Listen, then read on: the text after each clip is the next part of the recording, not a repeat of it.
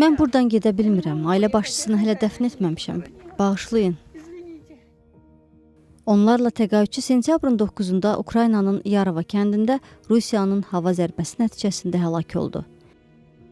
Onlar təqaüdlərini almaq üçün növbədə durmuşdular. Həmin anda Rusiya dronu onları hədəf alıb. Bu sizin həyat yoldaşınız idi? Bəli, cəsədləri dərhal vermirlər. Mən onu dəfn etmədən gedə bilmərəm, bacarmaram uşaqlar.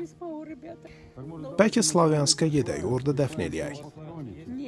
Yox, o atasının yanında dəfn olmağını istəyirdi. Artıq qəbri qazmışıq, üzr istəyirəm. 2 cəsəd üstümə düşdü, mən sağ qaldım. Baxın nə hala düşmüşəm, bədənim ağrıyır, hər tərəfim ağrıyır. Cəsədlər sizin üstünüzə düşdü? Bəli, məni onlar xilas etdilər. 2 kişi üstümə yıxıldı.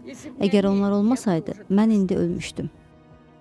Hazırda Yarova kəndindəyəm. Svatohirsk yaxınlığında. Məhz bu yerə 9 sentyabrda Rusiya tərəfindən bomba atılıb. 11 sentyabr olan məlumata əsasən 25 mülki şəxs həlak olub. Hələ də ətrafdan qan qoxusu gəlir. Velosipedlər yerə səpələnib, uşaq arabası görünür.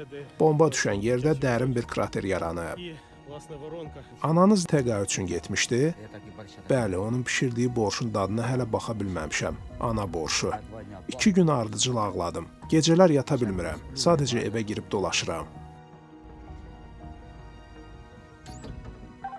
Həyat yoldaşınız neçə yaşındaydı?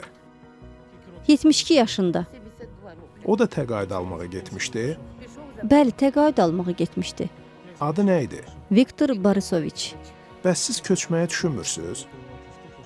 Düşünürəm, fikirləşməliyəm, yığışmağa başlamaq lazımdır. Amma ilk növbədə yoldaşımı dəfn etməliyəm.